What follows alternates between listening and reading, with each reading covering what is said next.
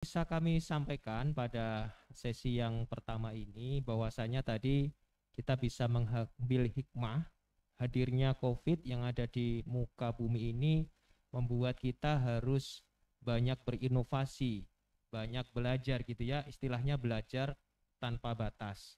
Dan ada satu catatan yang memberikan semangat kepada kita semua ya, bahwasanya Tuhan pasti tidak akan memberikan ujian di luar batas kemampuan kita, itu pasti gitu ya. Artinya di masa depan kita masih punya harapan asalkan kita mau berusaha gitu ya.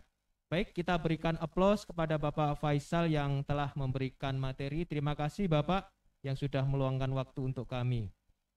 Nah, untuk selanjutnya akan kita panggil gitu ya narasumber selanjutnya. Di materi yang selanjutnya ini akan kita panggil Bapak Dr. Diki Haris Hidayat. Nah, sebelum beliau menyampaikan ya kisah story-nya, kalau saya tangkap ini adalah tentang materi masalah semangat gitu ya. Jadi kalau judulnya ini saya raba-raba tentang kegagalan adalah kesuksesan yang tertunda. Itu yang akan diceritakan oleh beliau nantinya. Nah, izinkan saya membacakan riwayat singkat dari CV-nya beliau. Untuk riwayat pendidikan, beliau masuk di UPN tahun 2002 di Teknik Geologi. Kemudian beliau melanjutkan sekolah S2 tahun 2012 di Norwegia University of Science and Technology. Kemudian di tahun 2016 beliau mengambil PhD ya di kampus yang sama di Norwegia University of Science and Technology. Kalau S2-nya di petroleum, kalau S3-nya ada di sedimentologi, bidang keahlian beliau. Sedangkan untuk pengalaman beliau dalam hal pekerjaan, beliau sudah di beberapa tempat mulai tahun 2007 beliau bekerja di Total ya, di Total Indonesia.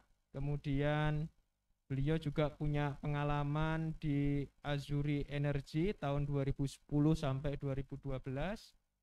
Kemudian di tahun 2015-2016 beliau ada di Rockseis Norway ya sebagai geomodeler. Kemudian 2013 sampai 2016 beliau sebagai peneliti, asisten peneliti di Norwegia University, dan di 2021 beliau mengambil postdoc gitu ya, researchnya di Petroleum Engineering and Geoscience di King Fahd University of Petroleum and Minerals. Nah, itu adalah profil CV dari Bapak Dr. Diki Haris Hidayat. Tentu ini akan menambah semangat bagi kita semuanya. Kalau nanti adik-adik membaca PPT-nya, mendengarkan PPT-nya, tentu ini akan memberikan semangat bahwasanya kegagalan adalah kunci dari kesuksesan. Kepada Bapak Diki Haris Hidayat, waktu dan tempat disilahkan Bapak. Terima kasih Dr. Teddy. Suara saya bisa terdengar ya? Ya, sangat jelas Bapak. Bangga. Baik. Yang terhormat Bapak Dekan, Bapak Wakil Dekan, Pak Faisal, Pak Teddy, Pak Erwin, Bapak Ibu sekalian dan kawan-kawan Wimada.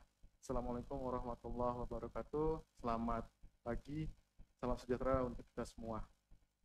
Seperti yang tadi sudah disampaikan oleh Pak Teddy, saya alumni Teknik Geologi UPN, nomor mahasiswa 111-020-140. Jadi pada kali ini, saya diberikan kesempatan oleh panitia Pak Dr. Adi Sulaksono, terima kasih, untuk menyampaikan motivasi agar mahasiswa baru mempunyai semangat belajar, bekerja keras, dan melakukan penelitian sejak dini. Nah, jadi di slide pertama ini, seperti yang Pak Teddy sampaikan, ini sebenarnya agak sedikit provokatif ya. Jadi saya itu tidak lulus ujian kolokium skripsi S1. Nanti saya jelaskan di slide-slide selanjutnya. Next. Saya asal dari Bekasi. Saya di SMA saya di SMA Negeri 2 Kota Bekasi. Kemudian saya ke Jogja, kuliah di UPN Veteran. Next. Dan zaman dulu seperti yang Pak Faisal bilang, kayaknya saya termasuk generasi milenial, Pak. Kebetulan itu di chat ada Bu Umi, ketua sidangnya. Assalamualaikum Bu Umi. Ya, jadi saya ke Jogja itu, setiap ke Jogja naik kereta ini, namanya kereta Probo, nggak tahu sekarang masih ada atau enggak. Karena saya berasal dari keluarga yang biasa-biasa aja, ya pas-pasan lah gitu. Jadi saya ke Jogja naik kereta ini, dan ya kadang bandelnya juga keluar, kadang juga bayar di atas gitu. Next, Mas. Jadi intinya ya harus kerja keras dan pantang menyerah ya. Next. Seperti mahasiswa geologi kebanyakan, saya suka pakai Corsa merah ini kemana-mana. Sampai sekarang Corsa ini udah kayaknya udah dibawa ke 3 benua sepertinya. Nah, ya saya juga rada bandel juga waktu kuliah. Bisa ditanyain ke tadi dosen pembimbing saya Bu Umi. Ini foto di lapangan waktu saya ke Bayat. Next, Mas.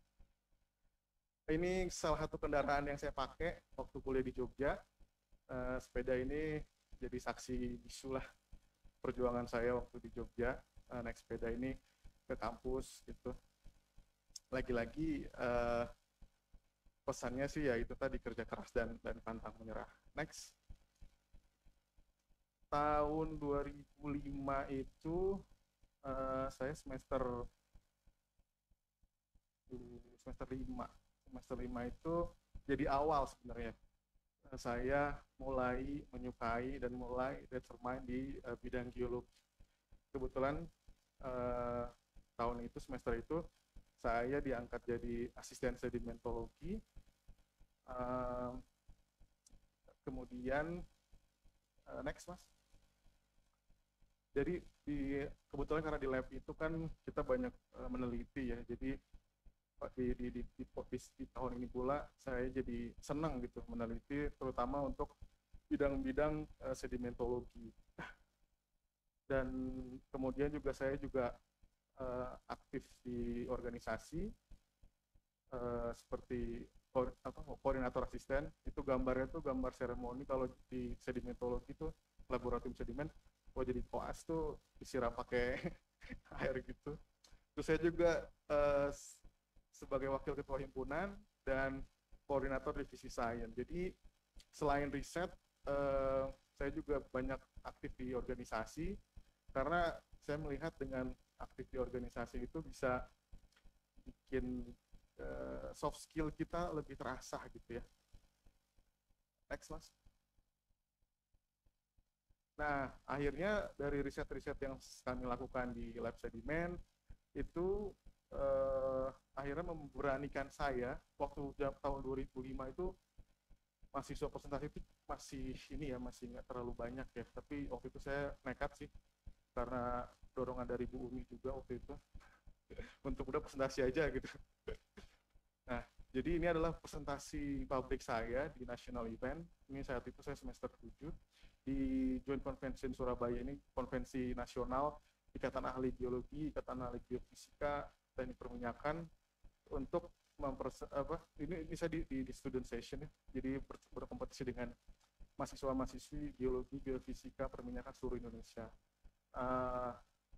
Jadi dari presentasi ini dan dari hadirnya saya di konferensi ini sebenarnya menambah skill komunikasi saya, dan juga memperluas jaringan di antara teman-teman mahasiswa, terus juga ke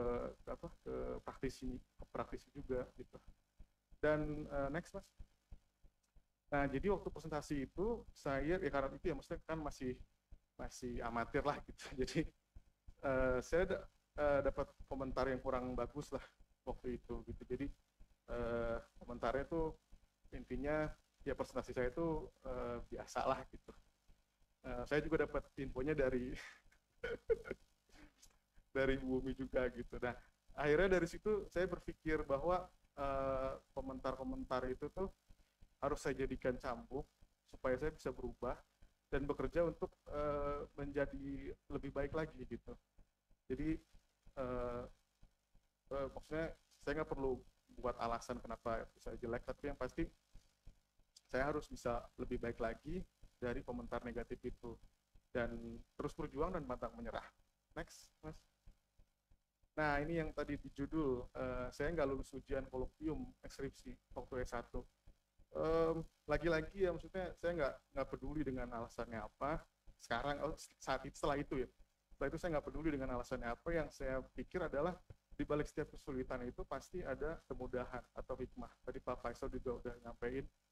Itu jadi cambuk juga buat saya gitu, supaya apa yang saya lakukan kemarin itu bisa lebih baik ke depannya gitu dengan berlandaskan pengalaman-pengalaman tadi. Jadi pengalaman-pengalaman negatif itu atau pengalaman yang kurang baik itu sebenarnya adalah adalah ilmu yang bisa kita gunakan untuk kedepannya supaya kita lebih baik. Jadi kalau misalkan teman-teman nanti menghadapi hal-hal yang negatif, teman-teman wajib bersyukur karena teman-teman akhirnya punya ilmu baru gitu loh, yang dipakai untuk merubah nasib kita ke depannya. Itu. Next, Mas. Nah, kemudian tahun 2006 saya lulus, alhamdulillah saya dapat penghargaan karya cendekia, itu adalah lulusan terbaik geologi tahun 2007. Hubungannya sama tidak lulus kolokvium, saya juga nggak tahu apa ada hubungannya apa enggak. Tapi yang pasti jangan pernah menyerah. Semua akan dirubah oleh kita sendiri gitu. Jadikan pengalaman negatif kemarin itu sebagai ilmu, sebagai masukan untuk kedepannya supaya kita lebih baik lagi. Next, Mas. Nah, selama S1 kemarin itu ada 2 penghargaan yang saya peroleh. Yang pertama itu best poster di ABG. ABG itu semacam organisasi petroleum geologi. Kemudian yang kedua tadi yang karya cendekia award. Next, Mas. Kemudian setelah S1 saya sempat bekerja di Total Indonesia di Balikpapan dari 2007 sampai 2010, dan seperti Azuri Energi juga setelahnya, nanti saya jelasin di beberapa slide ke depan. Next, Mas. Nah, waktu di Total itu kesan yang pertama saya dapat sih ya pasti seneng ya, karena baru lulus gitu terus langsung kerja di perusahaan internasional. Next, Mas. Itu cukup membanggakan lah. Kemudian juga karena di Total itu kan lapangannya offshore, jadi saya lebih banyak di belakang layar, tapi juga kadang beberapa kali sempat ke lapangan juga untuk ke outcrop sama ke modern system juga untuk melihat analognya. Dan waktu di Total itu juga saya aktif sebagai wakil ketua IAGI Pengda Kaltim dan juga sekretaris 2 IAGI UPN. Dan selama di Total itu juga saya pernah beberapa kali ke kampus ngisi guest lecture juga, terus juga pernah juga sama alumni geologi UPN Balikpapan tuh kita sempat ngadain mentoring buat SMA Negeri 1 Balikpapan, dan terakhir itu kita sempat undang Bapak Ibu dosen dan mahasiswa untuk ke Balikpapan untuk field trip gitu. Nah, kemudian waktu di Total itu bos saya itu kebetulan alumni Teknik Geologi UPN juga, namanya Pak Untung Asari, angkatan 81. Yang saya inget banget gitu dari Pak Untung itu, waktu itu beliau pernah manggil saya ke ruangannya gitu ya, setelah beberapa bulan saya bekerja, dan beliau mungkin mengamati perkembangan saya gitu ya, yang dari Jogja gitu. Akhirnya kata-kata yang saya ingat tuh, Dik, kamu tuh harus punya kepercayaan diri supaya bisa bersaing dengan lulusan-lulusan lain di Total waktu itu, dan kita semua punya gitu kepercayaan dari diri itu gitu. Karena dengan kepercayaan diri itulah kita bisa mengeluarkan semua kemampuan yang kita punya gitu. Terus kemudian waktu di Total itu juga akhirnya setelah 3,5 tahun kerja, saya merasa skill saya itu nggak meningkat gitu loh. Dan akhirnya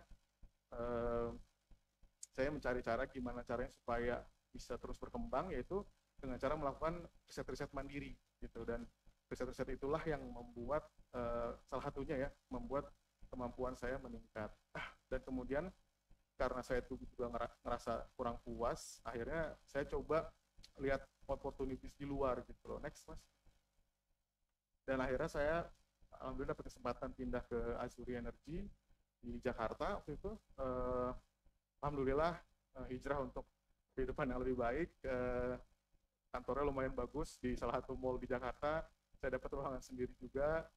Cuman karena exploration ya, jadi saya juga masih sering ke lapangan. Dan next mas. Dan lagi-lagi karena pengalaman di Total kemarin itu membuat saya bilang bahwa riset itu dilakukan agar menambah kemampuan kita gitu. Karena kan kalau kerja di perusahaan kan paperwork-nya kan udah itu aja kan tiap hari. Jadi kadang membuat kita tuh bosan gitu dan nggak berkembang. Nah, dengan riset-riset inilah kita bisa mengembangkan diri kita. Dan kemudian jangan pernah merasa puas dengan kemampuan sekarang, coba lihat ke depannya. Next mas. Nah, kebetulan lagi di Azuri Energy itu CEO-nya itu alumni kita juga, namanya Pak Yuwono Hadijoto, almarhum, angkatan 70, teknik geologi 70. Semoga Tuhan mengampuni dosa-dosa dan menempatkan beliau di sisi terbaik. Nah, kemudian next mas. Waktu saya lagi-lagi ya, saya orangnya memang nggak pernah ngerasa puas gitu sama kemampuan. Jadi akhirnya setelah 2 tahun kerja itu saya melanjutkan pendidikan ke Norwegia. Nah, saya ingat banget waktu itu pas mau pamit itu Pak Jo tuh sempat ngirim email waktu itu karena saya lagi di luar gitu ya. Dan emailnya itu sangat menyentuh dan sangat saya pegang sampai sekarang. Beliau tuh dulu basicnya wellsite geologist, kemudian pindah ke Unokal dan akhirnya sampai top management. Nah, makanya kalau lihat kalimat pertamanya don't crack under pressure. Jadi itu kalimat pertama yang dibilang Pak Jo ke saya via email beliau. Don't crack under pressure tuh maksudnya kalau ditekan sama masalah itu kita nggak hancur gitu. Nah, yang kemudian yang kedua, pada waktu-waktu sulit nanti ingat bahwa ada yang lebih menderita dari kamu, jangan putus asa. Ini dalam rangka saya waktu mau berangkat ke Norwegia, dan ini sampai sekarang masih saya pegang. Next mas. Next. Nah, kemudian alasan saya keluar dari perusahaan dan melanjutkan sekolah itu sebenarnya di 3 poin ini. Next mas. Jadi sebenarnya kan orang bilang kan udah kerja di perusahaan udah enak gitu ya, kenapa kok harus keluar gitu. Waktu itu saya masih 5 tahunan setelah lulus S1 dan saya punya udah set up plan bahwa setelah 5 tahun itu tuh saya mau ngapain gitu. Dan kebetulan memang plan saya tuh setelah 6 tahun tuh saya pengen melanjutkan pendidikan supaya nanti walaupun saya mau balik ke industri, saya udah punya bekal yang kuat lah untuk berkarir gitu.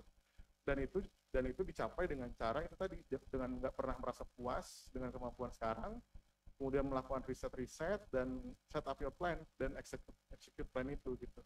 Next. Kemudian akhirnya saya diberi kesempatan ke Norwegia, itu posisinya tuh di peta sebelah kanan warna orange, di kiri atas, sangat jauh, sangat beda iklimnya. Kalau lihat teman-teman lihat di sebelah kiri itu bulan Januari itu bisa sampai minus 12 derajat. Budaya beda, iklim beda, suhu beda, semuanya beda-beda. Next. Nah, kemudian alhamdulillah saya dapat beasiswa untuk melanjutkan S2 ini dari organisasi profesi di Asia Tenggara. Next, mas.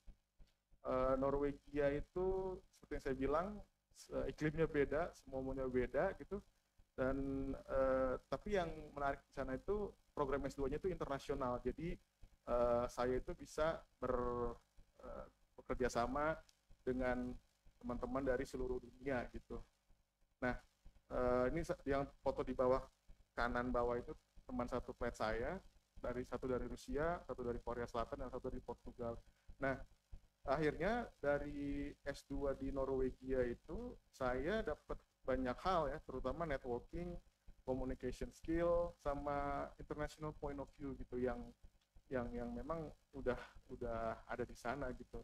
Dan seperti yang saya bilang tadi, karena iklim beda, budaya beda, sistem pendidikan beda, jadi terus harus berjuang gitu dan pantang menyerah. Next. Kemudian di Norwegia itu karena emang susah juga ya, jadi next mas. Saya juga sempat jadi tukang cat rumah, sempat juga jadi pengasuh anak karena waktu itu beasiswanya rada telat, dan sempat juga kerja sebagai teaching assistant, dan saya juga aktif di PPI Norway dan beberapa kali juga sempat ikut organisasi dan field trip. Next. Dan alhamdulillah tesis S2 saya itu juga publish di Elsevier Journal, lumayan bonafit juga. Next. Dan itu tadi riset dan harus riset terus berjuang dan pantang menyerah dan aktif di organisasi. Next. Saat S2 itu saya dapat award. Yang pertama itu beasiswa, yang kedua itu medali perunggu untuk studi competition di Belanda waktu itu. Next. Waktu lulus S2 itu keadaan industri lagi kurang bagus ya, jadi akhirnya memang kita yang harus create possibility gitu. Jadi nasib kita tuh tidak akan berubah jika kita tidak mengubahnya sendiri gitu. Jadi kalau misalkan ada keadaan yang kurang enak, ya kita harus create possibility gitu. Nah akhirnya saya ikut masuk ke jalur akademis nih, mulai dari sini. Next. Saya juga sempat jadi riset assistant juga ke Angola. Next mas. Next. Dan beberapa kali juga conference ke Amerika dan Belanda. Next.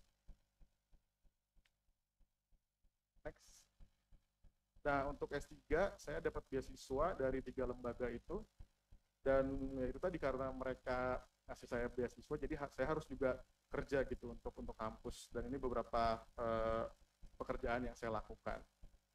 Di pengajar, jadi pembimbing skripsi, dan banyak lagi gitu ya. Dan intinya maintain network kita, do your best and hard work in every position. Dan lagi-lagi riset, apalagi kalau di akademis ya, dan kerja keras dan pantang menyerah. Next. Waktu S3 kemarin itu saya kerja di beberapa negara, maksudnya datanya saya ambil dari beberapa negara. Next. Dan akhirnya itu bisa membawa saya untuk mempresentasikan penelitian saya ke Amerika, ke Italia, di Norway sendiri gitu. Jadi networking dan communication skill di international forum itu juga harus terus diasah. Next. Saya juga aktif organisasi di waktu S3 kemarin. Ini salah satunya, beberapa contohnya gitu ya. Next, mas. Dan cerita-cerita saya ini juga bisa teman-teman saksikan di YouTube channel saya. Saya juga beberapa kali sering ngisi kuliah tamu di Universitas Pertamina. Kemarin terakhir di kampus di Geologi UPN saya ngisi kuliah tamu juga, dan saat ini saya sedang ada proyek kerjasama juga sama beberapa dosen di Teknik Geologi UPN, dan saya juga jadi pembimbing eksternal untuk 4 mahasiswa sekarang di Teknik Geologi UPN. Silahkan kunjungi YouTube channel saya. Jangan lupa like, comment, and share. Next. Jadi saat S3 kemarin itu saya ada beberapa award. Next mas. Yang pertama itu PhD saya disponsori oleh tiga institusi tersebut. Kemudian saya dapat publication award juga dari Equinor dan IAS itu tahun lalu. Next. Insya Allah akhir bulan ini saya akan berangkat ke Saudi Arabia untuk melanjutkan penelitian di King Fahd University of Petroleum and Minerals di Saudi Arabia. Dan ya lagi-lagi karena mereka ngasih funding, jadi saya juga harus melakukan pekerjaan gitu untuk kampus, seperti ngajar mahasiswa S2 dan S3, kemudian membimbing mahasiswa S2 dan S3, dan juga jadi research group leader. Next. Nah, jadi waktu saya mau S2 itu saya sempat kontak beberapa alumni UPN yang dulu pernah sekolah di Norway gitu. Ada beberapa yang saya kontak, dan ya ada beberapa juga yang nggak balas email saya sampai sekarang. Jadi itu jadi cambuk juga buat saya bahwa kedepannya kalau misalkan ada teman-teman dari manapun lah, kalau misalkan ada teman yang pengen nanya masalah S2 S3 di Norway gitu, saya harus bantu gitu, karena waktu itu saya mengalami kesulitan waktu zaman 2012 itu media sosial belum terlalu aktif ya, jadi memang harus nanya langsung gitu. Nah, akhirnya saya bikin YouTube channel ini yang isinya tuh tentang sekolah ke Norwegia, tentang teknis di bidang saya gitu, untuk share ke teman-teman semua gitu. Nah, ini juga tadi sama Pak Faisal juga sempat menyampaikan, sebaik-baik manusia adalah yang dapat memberikan manfaat bagi manusia lainnya. Silakan kalau misalkan mau diskusi bisa kontak email saya di bagian kanan bawah itu. Next, Mas. Ini udah menit ke-21. Saya minta waktu sedikit ya, Pak Teddy, sebentar. Ini saya ada kuis. Kebetulan ini dosen saya di Norwegia menerbitkan satu buah buku. Saya cek kemarin di Amazon harganya 2 juta rupiah. Jadi ini buku tentang Introduction to Exploration Geophysics. Ini bukunya di kamera saya. Jadi buku ini, dan kebetulan kan teman-teman di Fakultas Teknologi Mineral ya, jadi buku ini insya Allah bisa jadi gambaran lah tentang exploration geofisika gitu di teknologi mineral. Nah, saya tuh punya kuis, jadi teman-teman kalau tadi lihat kan ada kalimat yang saya saya highlight warna hijau ya. Nah, untuk tiga orang saya punya, Mas bisa di preview dulu? Ya, makasih. Nah, untuk 3 orang teman-teman yang bisa ngejawab, yang bisa menyebutkan satu aja dari kalimat saya yang berwarna hijau itu, nanti akan saya kirimkan bukunya nih ke alamat teman-teman. Nanti tolong kontak saya di email di bagian kanan bawah itu untuk infokan ke saya ke alamatnya. Silahkan. Baik. Ini masih kuis atau sudah selesai, Bapak? Udah Mas, ini terakhir. Oh, baik. Terima kasih Mas Diki yang sudah memaparkan riwayat story-nya tentang, saya bilang ini tentang perjuangan hidup gitu ya. Perjuangan hidup di mana kita, kalau kita bicara, jangan pernah merasa puas dan harus selalu percaya diri gitu ya, adik-adik. Dan di sini kalau saya lihat tadi beliau memaparkan jangan pernah takut dalam menghadapi masalah, karena masalah itu yang mendewasakan diri kita untuk bisa berpacu, untuk kita berinovasi dan berkreasi. Nah, untuk selanjutnya masih ada waktu sedikit ya. Kita buka sesi diskusi dan tanya jawab dengan adik-adik sekalian. Kita buka dengan raise hand, silakan. Saya ya, silakan sebutkan namanya tadi. Dari prodi mana, silakan langsung bertanya kepada Mas Faisal. Selamat pagi semuanya, perkenalkan nama saya Antonius Bimo Budikarma dari Teknik Geologi. Saya mau mencoba menjawab kuis yang Bapak berikan tadi, yang soalnya highlight warna hijau ya Pak ya? Iya betul. Nah, salah satunya yang Bapak tulis tadi adalah research and be determined. Ya betul. Makasih Mas Antonius. Nanti email ke saya ya alamatnya. Baik. Oh, ini lanjut ke kuis tadi ya, berarti ya Pak. Saya pikir Pak, ini tadi ya mau bertanya kepada Bapak gitu ya. Mungkin cukup Mas, itu saja ya. Ada yang ingin disampaikan kepada Pak Faisal? Kok Pak Faisal? Pak Diki, maaf. Oke, kalau tidak untuk selanjutnya siapa lagi? Ada 3 ya tadi ya slotnya ya, Pak Diki ya? Ya, ada 3, silakan selanjutnya siapa? Raise hand. Itu ada Mbak siapa? Silakan Mbak.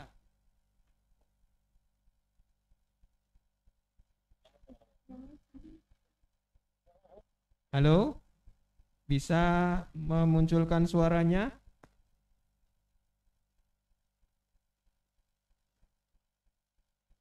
Namanya siapa Mbak? Halo. Ya. Tiara, Pak. Ya, silahkan dijawab kuis dari Pak Diki. Baik, sebelumnya terima kasih atas kesempatannya. Izinkan saya menjawab. Tadi yang tulisan warna hijau yang juga menjadi salah satu perhatian saya itu ada di kalimat yang bentar Pak. Aduh, deg-degan saya. Kenapa Mbak kok deg-degan Mbak? Yang your destiny is in your hand, create possibility, karena nasib kita tidak akan berubah kalau jika kita tidak mengubahnya sendiri gitu. Ya betul. Ah, Terima kasih Mbak. terima kasih Mbak. Nanti dilanjut ke email gitu ya Pak ya. Ya silakan email saya ya untuk Baik. saya kirim bukunya. Ini kesempatan yang terakhir ya. Tadi sudah 2 yang berhasil menjawab pertanyaan dari Pak Diki. Kemudian yang ketiga, siapa yang terakhir? Silakan. Raise your hand, please.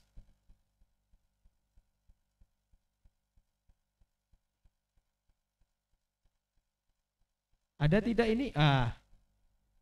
Silakan Mas. Halo, selamat pagi Mas Diki. Perkenalkan saya ada Berkah Pratama dari Prodi Teknik Perminyakan Teknologi Mineral. Yang salah satu yang jadi perhatian saya dan menjadikan motivasi saya untuk selanjutnya itu tadi yang di highlight pas don't crack if you under pressure. Soalnya itu juga jadi motivasi saya selama berjuang juga sampai masa depan. Ya, makasih Mas Ado, betul itu. Baik, terima kasih ya. Jadi sudah ada 3 mahasiswa yang berhasil menjawab kuis dari Pak Diki. Baik, terima kasih adik-adik Wimada semuanya. Terima kasih juga kami sampaikan kepada Pak Diki yang sudah memaparkan presentasi motivasinya kepada adik-adik sekalian. Tentu ini merupakan pelajaran yang cukup bagus, cukup berarti buat kita semuanya. Saya pun juga belajar ya dari apa yang disampaikan dari Pak Diki tadi. Yang pertama yang bisa saya catat itu jangan pernah puas dengan kondisi yang ada saat ini. Kita harus selalu berinovasi dan berinovasi gitu ya. Terus yang kedua, ada yang terakhir tadi yang di-highlight sama beliaunya itu ya. Jadilah manusia yang memberikan manfaat bagi yang lainnya. Sebaik-baiknya manusia adalah manusia yang bermanfaat bagi yang lainnya. Ini adalah sebuah kalimat bijak. Kebetulan pada saat saya turun gunung Pak Diki, pulang dari Bandung, supervisor saya juga meninggalkan 3 kalimat yang cukup berat saya pikul. Yang pertama adalah jadilah sebuah padi yang selalu merunduk. Kemudian yang kedua adalah jadilah pohon yang lebat. Ini maknanya sama dengan tadi, yaitu menjadi manusia yang bermanfaat bagi yang lainnya. Dan yang ketiga adalah kita harus selalu berinovasi dan berinovasi. Tentu dengan adanya ini akan memberikan motivasi kepada adik-adik kita semuanya dan menjawab pertanyaan pada sesi yang sebelum tadi dengan Bapak Dekan dan Wakil Dekan. Apakah alumni dari UPN ini bisa kuliah di luar negeri? Nah, ini sudah dibuktikan oleh Bapak Diki ini. Nah, kita berikan aplaus yang meriah untuk Pak Diki. Terima kasih Pak Diki atas waktunya. Baik, adik-adik Wimada sekalian ya. Apakah masih semangat adik-adik sekalian? Masih ya? Saya harap Anda masih tetap semangat. Nah, untuk selanjutnya kita akan memanggil narasumber yang ketiga ini ya. Jadi untuk narasumber yang ketiga ini saya bacakan kurikulum vitae-nya. Saya bolehnya memanggil Mas gitu ya. Selamat siang Mas Erwin. Bisa mendengar suara saya Mas Erwin? Siang Mas Teddy. Jadi beliau nanti akan memaparkan materinya. Nah, tentu ini nanti materinya akan lebih seru lagi. Nah, tentu apa materinya nanti biar disampaikan langsung sama beliaunya.